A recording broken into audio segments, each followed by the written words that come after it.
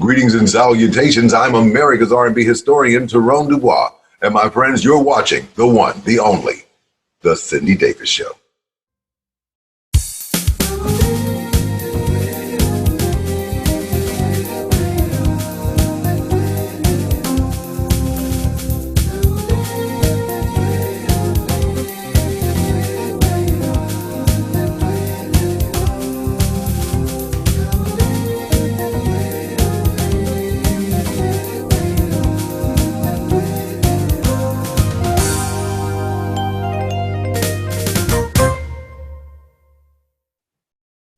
I'm Cindy Davis Evans of The Cindy Davis Show. My guest today has worked with some of the biggest names in the music industry, from the staple singers to Diana Ross, including the legendary Miles Davis, here to talk about his musical journey and the inspiration for his latest music. Please welcome singer, songwriter, guitarist, and producer Randy Hall.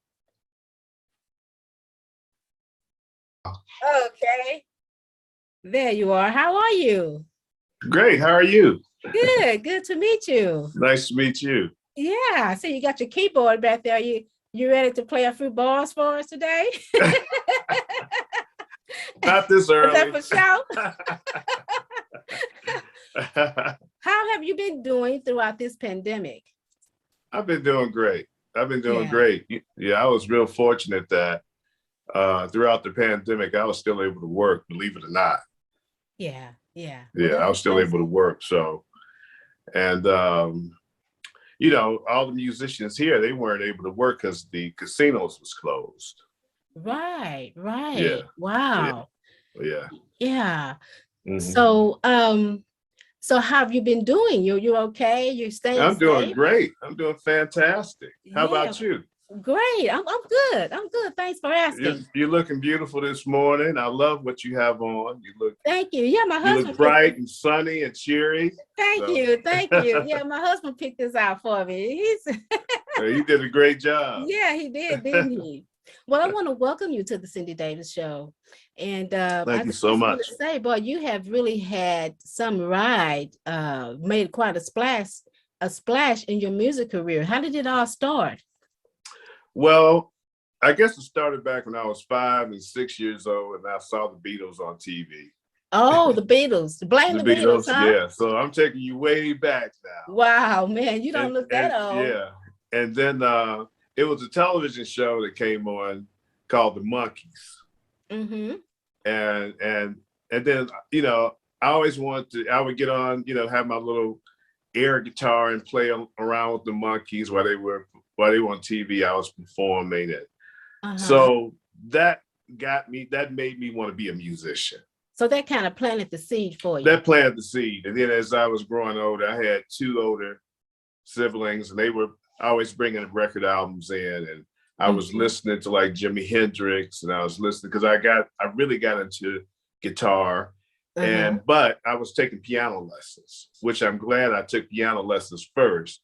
Yeah. Because that's like the basics of all instruments. Because once you learn how to play the piano, it's easier to go to other instruments. And then I went from piano, and then I got really into the guitar because that's really the instrument that I want to learn how to play. Mm-hmm.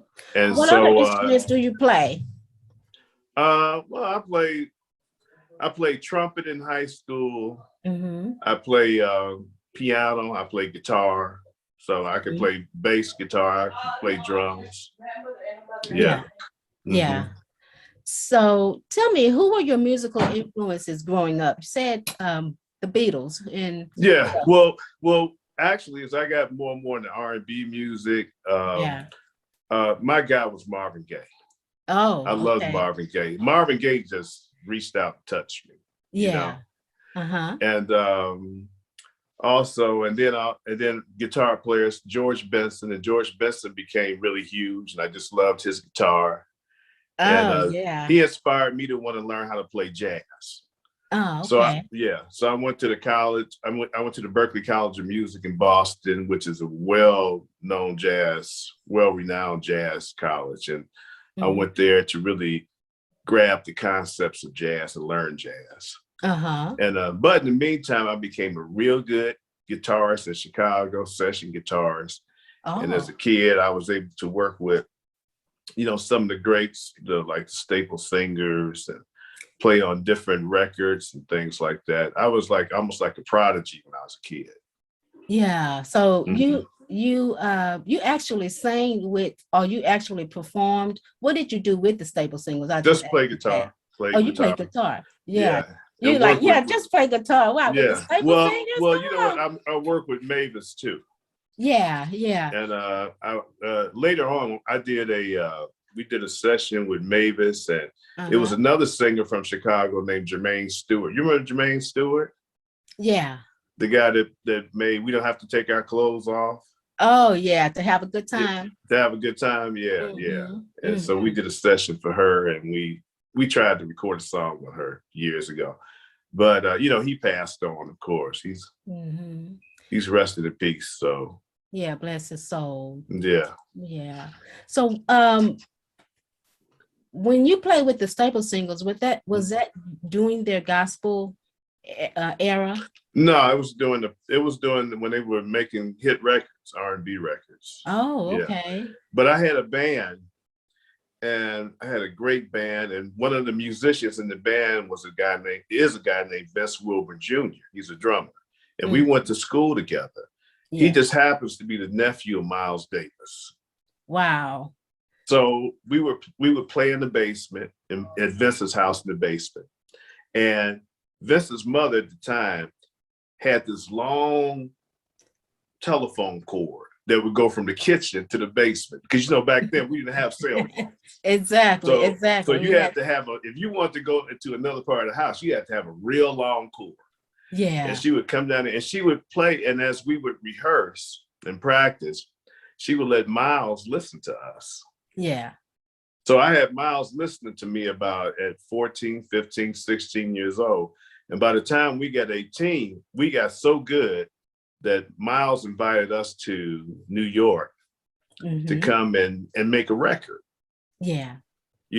Wow. And so we went out there, and he had retired. He was going through a retirement. So we were sounding so good, he decided to start playing again. So we were really the band that brought Miles Davis back, as far as him wanting to play and record again. Absolutely. And, we were going to talk about that too. Yeah, yeah. I'm going to get to that. Yeah, yeah. How all that came about. So Yeah. So you were introduced to Miles Davis because his nephew, Vince Wilburn, was your kindergarten friend. Your friend from kindergarten. Yeah, we were together since kindergarten. And I remember Vince brought his drums to school, like when we were in third grade. Yeah. And he played the drums. And I thought it was so cool because at the time he could play Cold Sweat on the drums. Remember Cold Sweat by James Brown? Oh yeah. He could play, when you're a kid, that was a big deal back then. I was like, wow, Vince, you can play Cold Sweat. And then I got my guitar, and we started, playing together and working together. And I mean, even today, he's still my best friend. Me and Vince are still, we just did the last Miles Davis album. Rubber Band. Tell me about that. Yeah. Yeah. So how did you, when you heard that you were going to co-produce Miles Davis Rubber Band album, where were you and when was this? Okay, now you got to remember, a lot happened before then. Okay. When we went to New York, we made the album The Man with the Horn. Oh, Miles Davis album, The Man with the Horn, that was a big record. Yeah. And it was huge because, at the time, CBS was so glad to get Miles Davis back in the studio. And we went in the studio and we cut the record, and it came out and it was just huge. And then Miles was like ready to tour again. And I mean, it was just huge. So leading up to then, because of that record, I got my own record deal with MCA Universal. Okay. And that's when I hooked up with Ray Parker Jr. You know Ray, Ghostbusters. Oh yeah, I know Ray Parker. Yeah. And first, before I hooked up with Ray, I met my managers, and these guys scouted me out. It was a management group called Cavallo, Ruffalo, and Fargnoli. Well, they managed Prince. Yeah. And they managed Morris Day and the Time. and they managed Sheila E. It was that whole Minneapolis thing. They managed them. And so they met me, and they thought what was cool about me was that even though I was R&B, I had this jazz connection. Yeah. So they felt like from my first record, it would be good for me to have a producer. So that's when they introduced me to Ray Parker Jr. And me and Ray, we met, and I mean, Ray became like my big brother. Wow. And so, excuse me. So he produced my first album. Yeah. Yeah. Did he produce 2 albums for you? Yeah. The second record, he kind of left me alone and let me do my thing on it, So yeah, I mean, he was, of course, he kind of oversee. He would oversee that project, but I basically did that. Yeah. Mm-hmm. Oh, so what 2 albums did Ray Parker Jr. produce for you? Well, it was the first album was I Belong to You. Uh-huh. And the second album was called Love You Like a Stranger. Okay. Yeah. And so which singles, some of those singles went to the Billboard, is that right? Yeah. Well, yeah, Jamie's Girl. I've Been Watching You, Jamie's Girl. Did really well. That was top 10 R&B. And then on my second album, Slow Starter, did well too. The album itself went to number 40 in the top 200, which was like huge. I mean, that's with all the pop acts, Yeah, I remember those. You performed a couple of those songs on Soul Train. Oh yeah. Well, I had a video too that did real well, and that was during the early days of video. And I had a video with me and Ray Parker Jr. and we were in New Orleans. It was just great. It was when I look back on those things, they were just so phenomenal, And yeah, so that was the early days of video. Yeah. And so yeah, I mean, it was just a fantastic time to be making records, and and then rap came in, and that kind of just, all the R&B acts. I remember back then. I remember talking to Howard Hewitt about it and everything. Like, rap just took over when it came in. It kind of blew away all the R&B singers for a while. R&B just, I mean, it was like instant. I saw the kids change instantly. Yeah. When rap came in. Yeah. And so I started doing other things, and I actually got a job at Death Row Records. Yeah. Okay. How was that experience? Well, let me tell you. Well, I had done a record years before. When I actually did the Miles record, the great piano player Ramsey Lewis asked my band, which was Miles's band, to do his record. So we ended up doing his record. Well, his son had got the position with Suge Knight. Right. And so Suge Knight at the time was trying to make, he had gotten DJ Quick, and he had signed MC Hammer, and he was signing all these R&B acts. So he was trying to make Death Row, and Dre had just left Death Row. He was trying to make Death Row into the next Motown. Okay. Yeah. And so that's when he brought me in and all these people in. But, so I ended up working on projects for Snoop. Like, I did the Dogfather album. I came in and I did horn arrangements, because I'm also a arranger too. I arrange for strings, I arrange for horns and all that. Okay. I ended up working with Tupac, and I ended up working with Snoop. Wow. And they had some R&B acts. Guy 6 feet deep was an act too. They were all like real big tall guys. All these singing groups. But what spoiled it was when Tupac, that whole situation in Las Vegas, when Tupac got killed. Yeah. And Snoop and Suge got in trouble, and that kind of wiped everything out. Just when it was just about ready to be like another Motown, not just a rap label, but like a full-fledged label with R&B music and everything. Wow. So it was quite an experience. It was quite an experience being there. I bet. What was it like working with Miles Davis? It's phenomenal working with Miles. Miles was really funny, hilarious. I had a Really? great time. And it was like working with probably the greatest. If you were to get together all the great musicians, Yeah. if you were to get Santana together, get Santana or Jimi Hendrix or even John Lennon, because these guys used to come over to Miles's house just to talk to him, because Yeah. he's probably known as probably the greatest, or the Picasso. He's like the Picasso Yeah. of our era. Yeah, he's a And it was legend. just, I learned so much. I learned so much from working with Miles. And I don't know why he always wanted to work with me, or what he felt about my talent, because he could have worked with anybody. When we were working on the Rubber Band album, Prince had sent some songs over. Okay. And so I remember we were in the studio and Miles said, "Hey, Randy, it's telephone." So he hands me telephone. I said, "Who is it?" He says, "Prince." I said, "Hey, what's up, Prince?" We talked a little bit. Yeah, we talked a little bit, but it was just phenomenal working with Miles. All the great musicians with, that's how I met Roberta Flack. So yeah, I met so many people through Miles. Let's talk about the Rubber Band album too. What was your vision? What was your vision for Rubber Band?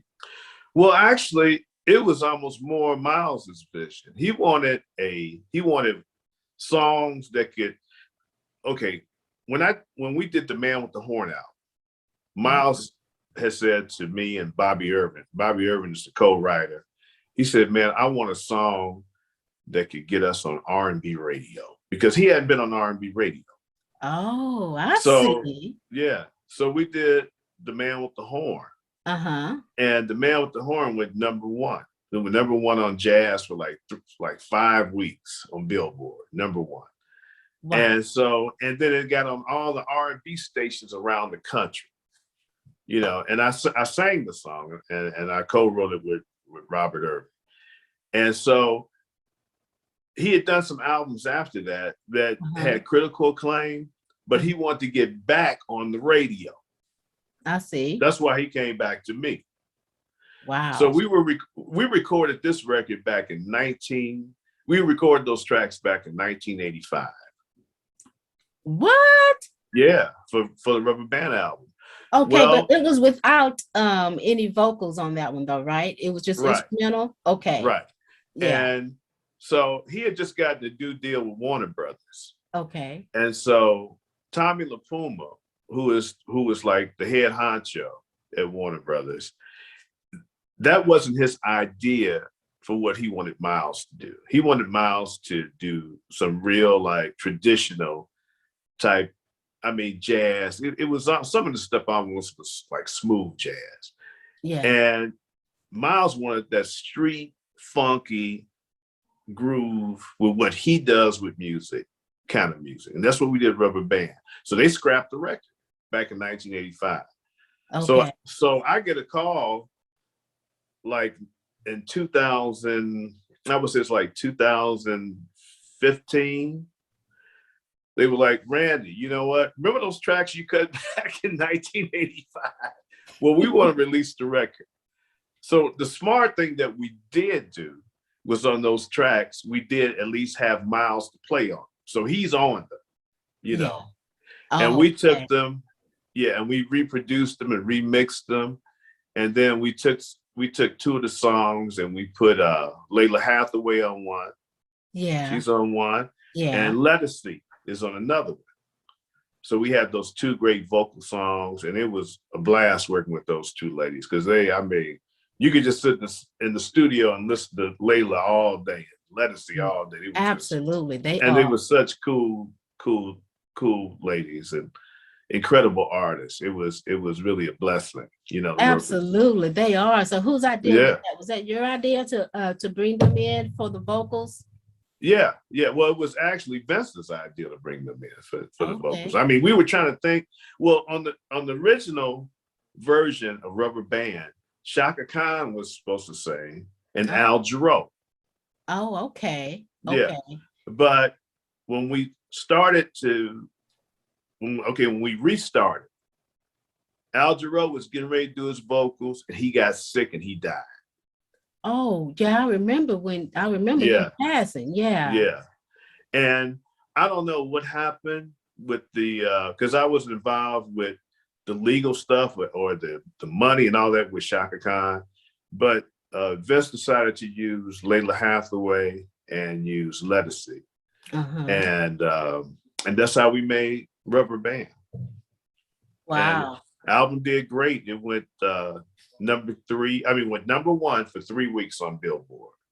So I had 2 number 1 records on Billboard with Miles Davis. Congratulations. Yeah, thank you. So were all of these titles were on the original album, all of them, or did y'all add any new titles? We added we remixed. We have 2 versions of Rubber Band. One is just straight hard jazz, like Miles does, like the way he does his jazz. Uh-huh. And then we took that and then we remixed it and made it into an R&B version for Lettucey. Oh, okay. So yeah.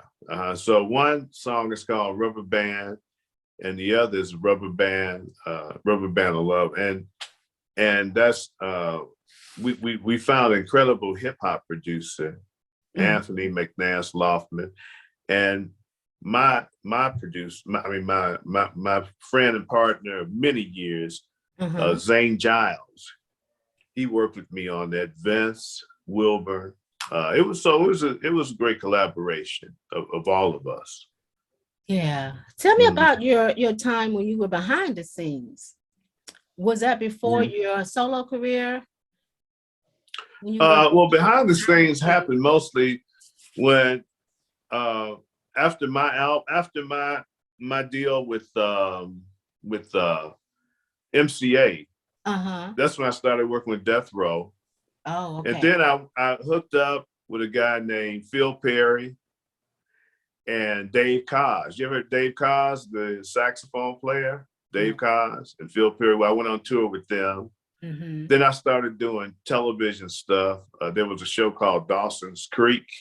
Yeah. And so I started doing the music behind Dawson's Creek. Oh. And then I was doing also songs for movies and working on movie scores. And I worked with it was a movie called Soul Men with Bernie Mac and Samuel Jackson and John Legend and Isaac Hayes. So I worked on that, did the music on that movie, the movie score.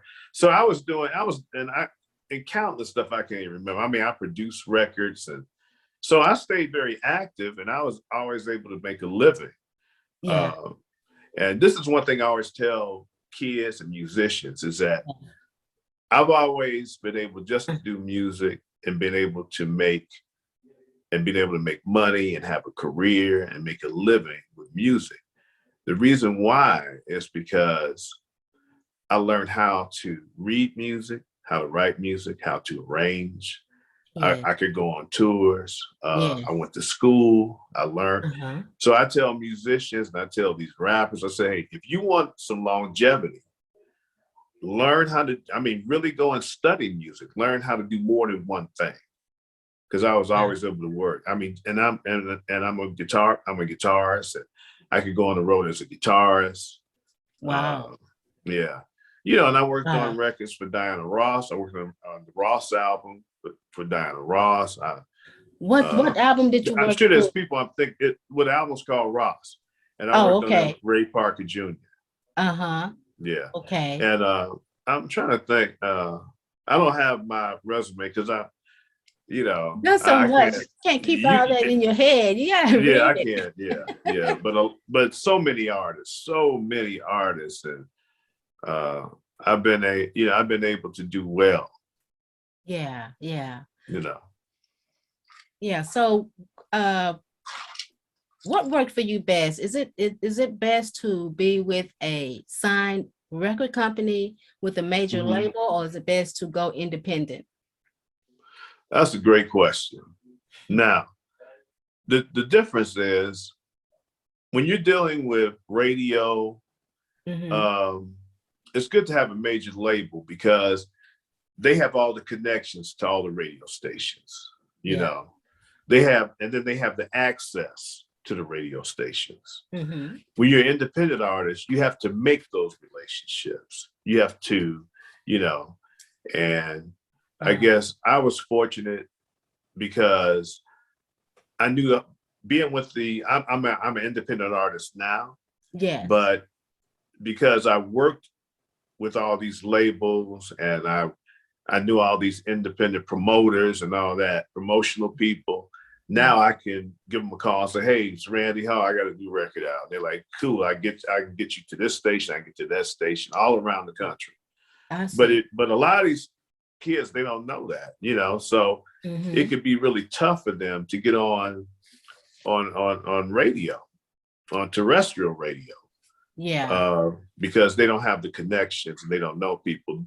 Where if you with a major label, well, it's all hooked up. They're all hooked into the system. Yeah. You know, but only difference is this. If you're an independent artist and you have the connections and you have the capital, because it takes capital. Yeah. Then what you get back all your money. Yeah, that's true. That's the great thing. Makes sense. Yeah. And at this point in my life, I want all my money. Yeah. Because I know all the games. I know, you know, like, you know, you hear the different stories about how a lot of artists are cheated. They, you know, well. Exactly. Yeah. And I've known I knew a lot of those artists. You know, I knew a lot of those artists and what they've been through, what they went through. And so I would say if you have the capital and you can make the relationships with independent promotional people yourself, then do it. But if not, maybe the major label way is the best way. What run-ins did you have with your record company? I understand they kind of wanted you to just go one way and you wanted to express your artistry. Oh, you mean when I was with MCA? Yeah. Well, you know what? You got to remember when I was with MCA. Yeah. The top acts were New Edition. It was New Edition. Pebbles was hot. Bobby, well, of course, it was Bobby Brown. Yeah. Who else was there? It was really high. I can't think of everybody. Gerald Busby was the guy there who ran the label, Gerald Busby. Yeah. So it was a lot of great acts, but I really didn't want to do the bubblegum kind of stuff. I really want to have R&B, but I want to have jazz within it, you know. But I didn't want to be a jazz artist. Okay. So I think I ran into those kind of problems, like, okay, you know, you can't be doing jazz guitar solos on these records, you know, stuff like that. And, yeah. And I was like, well, hey, George Benson did it. Well, they said, well, that was a different time period. They're not doing that now. Oh, wow. So, yeah. Well, tell me about your new music. What you're working on now? Well, you know, I've had some real good success. Yeah. My record, A New Way of Love, did really well. Beautiful Dream did really well, and my new single, your song Bring It On Home, I can hear some elements in there from Babyface. Am I just hearing things? Huh? Bring It On Home? Okay. Yeah, from Babyface. Yeah, I can hear that. I can hear a little. I can hear that. Yeah. Yeah. Well, you know what? It's just good R&B, sexy music.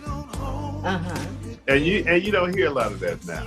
You know, I was listening to I don't want to say the channel, but it's a cable channel. And every song sounded just alike. The tempo was the same.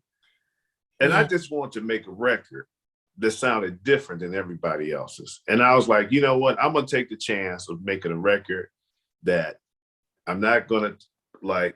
It sounds like that they all listen to each other's records and they copy each other's grooves and then they sang something different over. I mean, the same tempo, everything. And I'm like, this is just so boring. Same studio sound. Yeah. Me and Chris Jasper was just talking about that too. Yeah, He just said like the same thing. I agree.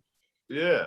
Well, hey, if Chris Jasper said it, then it's gospel, because I love Chris Jasper. I think he's a genius. Oh yeah. So yeah, Chris Jasper's definitely right about that. Yeah, I had to agree with him on that, because it's like, wow, it's all the same. It just all sounds the same. It just all sounds the same. Yeah, same studio sounds. So where can people find you? Well, on all digital outlets. Uh-huh. iTunes, Apple Music, Google Play. Yeah. All of them. And your website? RandyHallMusic.com. Mm-hmm. Okay. And it's really simple. I mean, that, Twitter, Facebook, all RandyHallMusic.com. And please get my new single, Bring It On Home. Bring It On Home. Yeah. And look on YouTube for it, Bring It On Home. You'll love the video. Yeah, it's a nice video. I did see that. Thank you. I was talking, Vera sent it over to me. Yeah. It's a lyric video, Mm-hmm. So, but it's a real cool lyric video. So how did you, because you kind of backed away from music for a while, is that right? Yeah. Or from producing, or well, making records?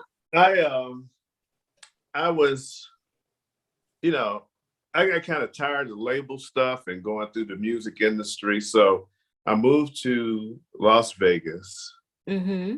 and I was able to work because of the casinos, and I perform, and still today I work and I perform in the casinos and different places around town. But I was able to do it in a way where I could, take care of my living, and I have a family and I have kids, and I was able to put my kids through colleges and pay for weddings and buy cars and buy houses, and just, so I've been really fortunate. What are some of the misconceptions people may have about you? Wow. See, now you're going to open up a can of worms. Name one. Okay. Well, some of that stuff is really too deep. I don't know. Okay. I don't know. Yeah. Okay. Well, just sometimes when I was coming up, I was always called, you're a pretty boy and all that kind of. I hated that because I didn't, you can't. You know what? You cannot help who your parents are. You can't help the way you look or the way you are. Right. I wasn't trying to push that thing, and I'm like this. I wasn't into that. I was into, I'm a real musician. I want people to love me for my music. Hey, did you really, okay. Well, if you thought I was pretty, did you really listen to my song?